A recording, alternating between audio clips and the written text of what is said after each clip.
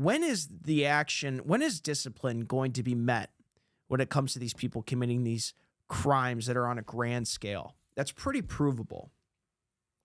When are people going to jail? And when are people going to be held accountable? Because how is this a functioning society where billions of dollars are laundered over the course of a decade?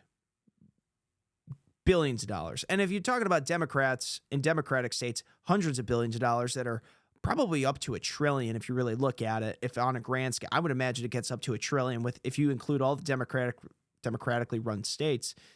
But how is this a functioning society? How is it that our taxes continue to go up year by year by year in these states such as Minnesota, Illinois, New York, and California? And we, the taxpayers, look at this and see that there are no consequences for committing illegal crimes, committing fraud. And we say, well, why don't we just do that? Or why don't we, the taxpayers, just stop paying taxes? Because if these people are just they're just taking our money, okay? And, it comes to Governor Tim Walz and all these Democrats that are saying, no, we can't we can't deport illegal migrants because that's not right. That's not fair, and that's the law. Then why should we follow the law as taxpayers and continue to give hundreds of billions of dollars a year to these states that take our tax funds and just launder it?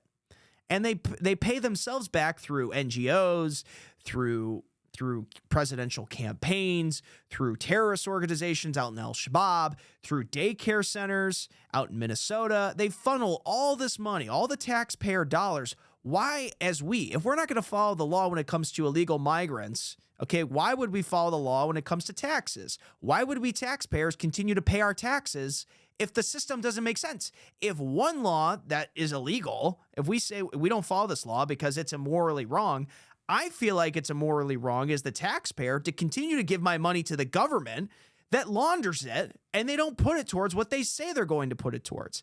They don't put it towards the school systems. They don't put it towards these daycares like they say they are. They don't care about kids. They don't care about the community. They care about themselves and what's in their own pocket.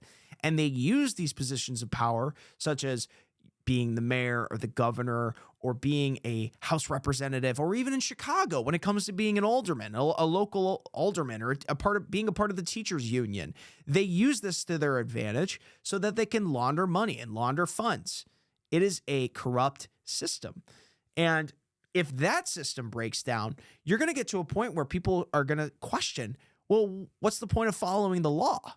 If we can't follow the law, if the Dems aren't going to follow the law, then why don't we as the taxpayers say screw the law when it comes to taxes, because they're not even going to use our funds correctly. Then let's band together and let's not pay taxes anymore.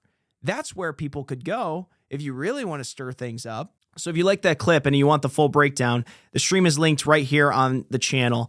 Go click it. Let me know what you guys' thoughts are in the comments, and I'll get back to you personally. Thanks.